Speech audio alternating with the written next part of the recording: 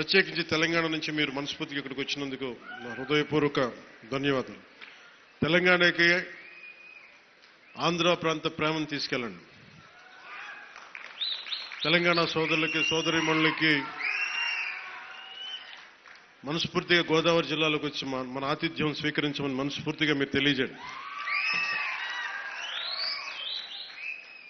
ఏదైనా కూలగొట్టేయడం చెడగొట్టేయడం చాలా తేలికమ్మా.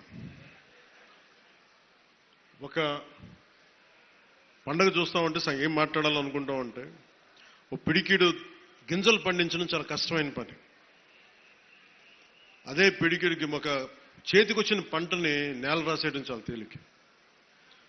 ఒక అలయన్స్ని నిర్మించడం చాలా కష్టం.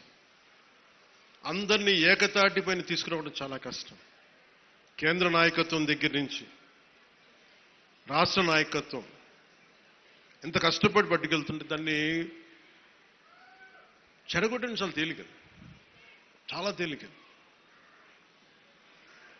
సంక్రాంతి మనం చెప్తుంది ఏంటంటే ఒక చేతికి ఒక కష్టపడి సంవత్సరం ఒక 6 నెలలు కష్టపడి 4 నెలలు కష్టపడి పంట చేతికి వస్తే ఆనందం తాలూకు నిదర్శనమే సంక్రాంతి పండగ.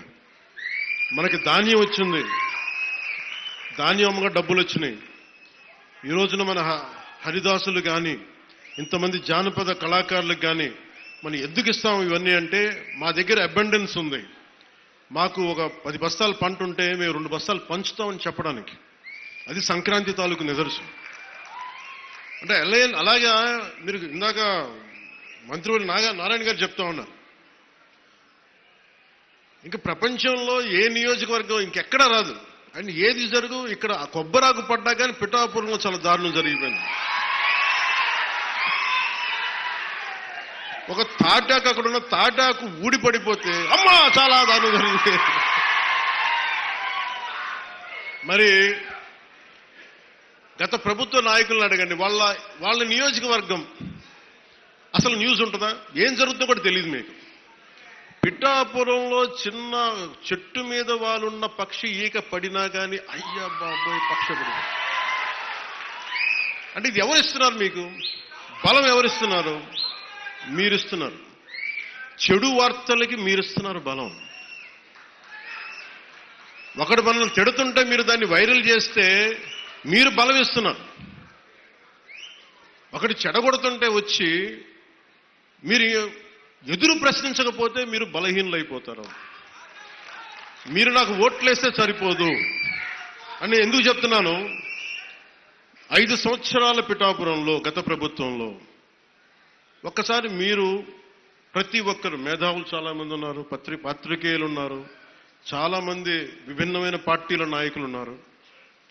ఈ గత 5 సంవత్సరాల కాలంలో ఎన్ని కోట్లు ఖర్చు పెట్టారో ఒకసారి అడగమని చెప్పండి. నువ్వు పేరంటాలకి రాలేదు, పబ్బాలకి రాలేదంటే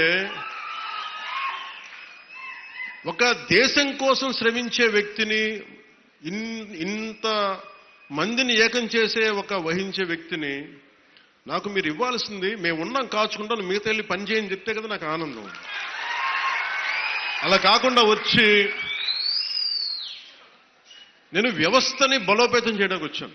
అంటే నా అవసరం లేని నిజమైన నాయకత్వం ఏంటి? నాయకుడు అవసరం లేకుండా పనులు జరిగిపోవాలి సింగపూర్ లాగా. అది కదా అభివృద్ధి అంటే. ఏ పని కావాలన్నా ఎమ్మెల్యే గారి ఇంటికి వెళ్తే కానీ పనులు అవ్వండి, అట్లా అంటే అది అభివృద్ధి కానట్టే కదా లెక్క. అంటే గత ప్రభుత్వంలో మీరు ఎంత ఖర్చు పెట్టారో ఒకసారి చూడండి. నేను గత ఏడాది 308 కోట్లతోటి పిఠాపురం అభివృద్ధికి మనం ఖర్చు పెట్టాం. మీరు చూడండి. అలాగే ఇప్పుడు 200, అది దాదాపు 60-70% పనులు అవుతున్నాయి, అయిపోయినాయి. ఇంకా 30% మిగిలినాయి. ప్రాబబ్లీ టార్గెట్ ఇచ్చింది మార్చికి అయిపోవాలి. ఇప్పుడు మనం 211 కోట్లతోటి అదనపు అభివృద్ధి కోసం మనం ముందుకు తీసుకెళ్తాం. అంటే ఇది 26 కోట్లతోటి ప్రారంభమైనవి, మన పని పూర్తయినవి, ప్రారంభోత్సవాలు చేశాం. మీరు అడగాల్సింది గత ప్రభుత్వ నాయకులను వచ్చి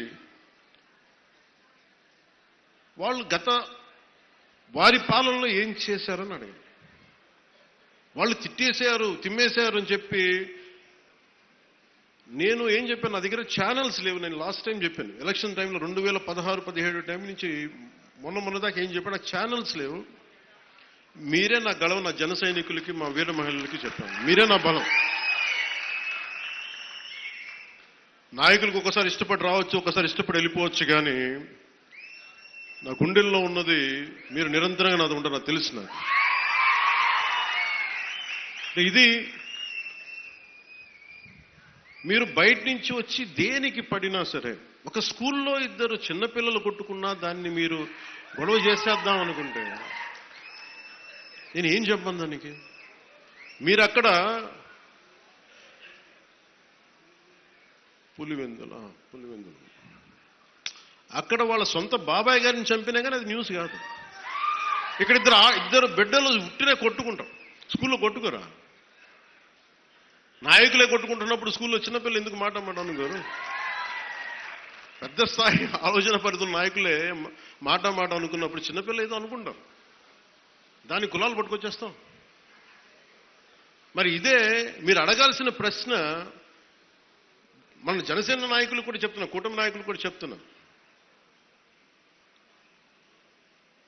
పనిచేసే నాయకులు మీరు వెన్నంటి ఉండకపోతే, ఎలక్షన్లు అయిపోయింది మా పని అయిపోయింది అంటే, నేను నిజంగా అలా అనుకుని ఉంటే ఈ రోజున మీకు ఉప్పాడ ప్రొటెక్షన్ వాళ్ళు ముందుకు వెళ్ళదు చెప్తాను.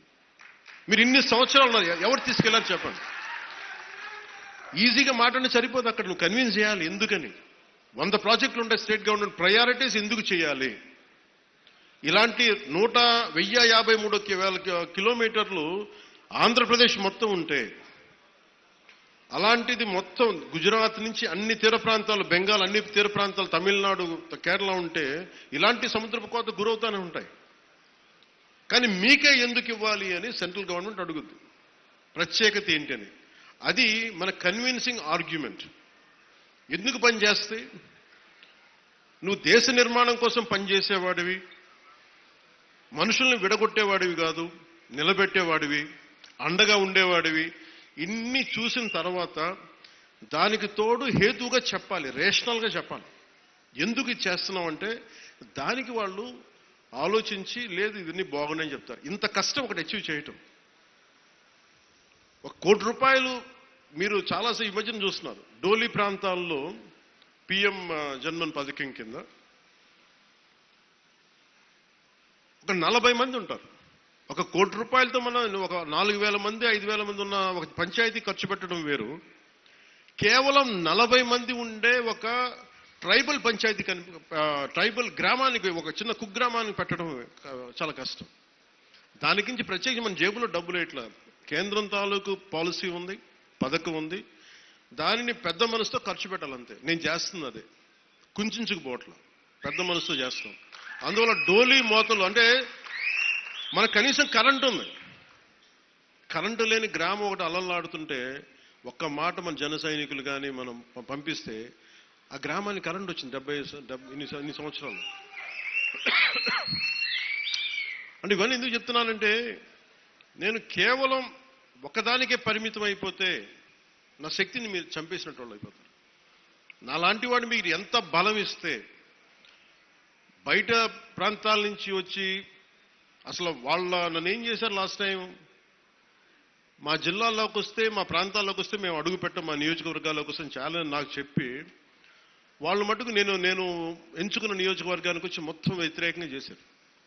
వాళ్ళ ఏరియాలోకి వెళ్ళకూడదట, వాళ్ళ నియోజకవర్గాల్లోకి వెళ్ళకూడదు, కానీ మనం పనిచేస్తున్న నియోజకవర్గాలకు వచ్చి ఏదైనా కలగచ్చు. అంటే వాళ్ళకి అర్థం కాదు ఏంటంటే, నేను సన్నగా కనిపిస్తానో మెత్తగా కనిపిస్తానో అది తెలియదు, కానీ నా గట్టిదనం వాళ్ళకి తెలియదు. అంటే మీరు మొండి పట్టు పడితే, మీరు గొడవ పెట్టుకోవాలనుకుంటే నేను సంసిద్ధంగా ఉన్నాను, ఎప్పుడైనా గొడవ పెట్టుకున్నాను. దానికి నా దగ్గర కొదవ లేదు, ఆ శక్తి కొదవ లేదు. కానీ ఏంటంటే యుద్ధం ఎందుకు భరిస్తాడు, ఎవడైనా తిడతా ఉంటే బలం ఉన్నోడు భరిస్తాడు, బలహీనుడే ఎదురు తిరుగుతాడు. నేను ఎప్పుడన్నా సరే నా వ్యక్తిగతంగా నేను ఎప్పుడు గొడవ పెట్టుకోను. వ్యవస్థ కోసం ఇబ్బందులు అయినప్పుడు నాకేంటి, గత ప్రభుత్వం అద్భుతంగా పనిచేస్తే నాకు ఎందుకు అవసరం ఉంది, అసలు పాలిటిక్స్ రావాల్సిన అవసరమే లేదు. ఉదాహరణకి నల్గొండ లాంటి ప్రాంతంలో ఫ్లోరోసిస్తో బాధపడతా ఉంటే కృష్ణానది నీళ్ళు హైదరాబాద్ దాకా వెళ్తున్నాయి, కానీ ఆ దారి ఎంబడి వస్తున్న నల్గొండలో నీళ్లు చాలా సంవత్సరాలు లేవు, ఈ మధ్యన వచ్చినాయి. అక్కడ మనుషులు ఈ మన ఫ్లోరోసిస్ తోటి చిన్న బిడ్డలు వంగిపోయి మంచానికి ఉంటే అది బాధ కలుగుతుంది. ప్రభుత్వాలు ఏం చేయటం, అలాంటి అనేకమైన సంఘటనలు కోకొల్లలుగా జరిగితే అది నాకు బాధ్యతని పెంచి రాజకీయాల్లో మనం ఏదైనా చేద్దాం, ప్రయత్నం చేద్దాం. ఓడిపోవచ్చు గెలవచ్చు కానీ ప్రయత్నమే చేయకపోతే తప్పు కదా. అలాంటి సందర్భంలో నేను వచ్చాను పాలిటిక్స్కి. అలాంటిది నేను కింద పడ్డాను. మనోహర్ గారు మాట్లాడుతున్నారు, పుష్కర్ కాలం దాటింది నేను వచ్చి పాలిటిక్స్. 14 సంవత్సరాల పైన ఎవరు తీసుకుంటారు? నాకు రాజకీయాలు, నాకు డబ్బు సంపాదనకి, నాకు డబ్బు సంపాదన, నేను బిగ్ యాక్టర్. నేను నెంబర్ 1 యాక్టర్ని కాదేమో కానీ నా స్థాయిలో నేను బాగా డబ్బులు సంపాదించగలిగే యాక్టర్ని. ఓడిపోయినా కానీ, సినిమా ఫ్లాప్ అయినా కానీ డబ్బులు చేసుకునే కెపాసిటీ ఉంది నా సినిమాలకి. అది మీ అందరి అభిమానం, ప్రేమ వల్ల. మరి అలాంటి నేను ఎందుకు రావాలి రాజకీయాల్లో కంటే అది నా ఆవేదన, నా బాధ్యత. పాలిటిక్స్ నా బాధ్యత. అంటే ఎంతసేపు ధాన్యం పండించి దోచేసుకోవడం తప్ప తిరిగి ఇద్దామని గుణం లేకపోతే ఏమవుతుంది? అందుకని నేను ఏం నమ్ముతానంటే ఎంతో కొంత తిరిగి ఇవ్వాలి సమాజానికి. ఆ ప్రిన్సిపల్ నన్ను తీసుకొచ్చింది. అలాంటి నేను కోరుకుంటుంది మన సంక్రాంతి, ఒక కొత్త సంక్రాంతి అవ్వాలి మన పీటికప్పుడు.